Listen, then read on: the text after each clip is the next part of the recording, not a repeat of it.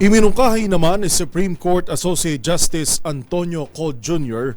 na marapat lang na sumailalim sa overhaul ang Philippine Health Insurance Corporation o PhilHealth. Ito'y sa gitna ng questionableng paghingi nito noon ng karagdagang pondo.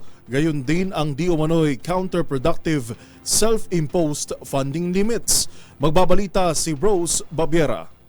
Napapanahon na para i-overhaul ang Board of Directors ng Philippine Health Insurance Corporation o PhilHealth, kasabay ng pagharap nito sa mga issue ukol sa paggamit nito ng budget. Ito ang inihayag ni Supreme Court Associate Justice Antonio Cod Jr. sa pagpapatuloy ng oral arguments ukol sa kontrobersyal na paglilipat ng 89.9 bilyong pondo ng ahensya sa National Treasury. Ito ay matapos questionin ng mahistrado ang pagre-request ng budget ng PhilHealth mula sa General Appropriations Act o GAA na dapat ay nagmumula umano sa buwis, kabilang na ang mula sa sin taxes at gaming revenues, sangayon sa Section 37 ng Universal Healthcare Act.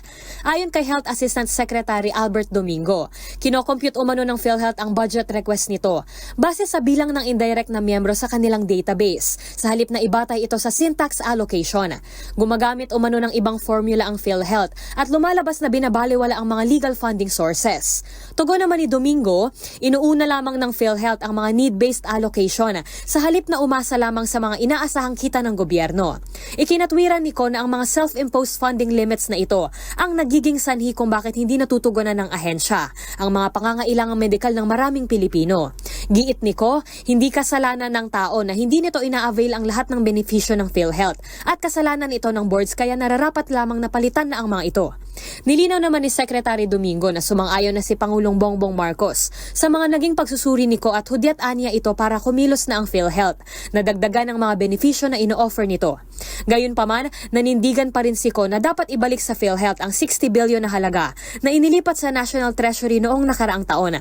Maaari anya itong i-request ng ahensya sa Pangulo. Para sa MBC TV Network News, ito si Rose Babiera ng DZRH TV. Una sa Pilipinas, una sa Pilipino.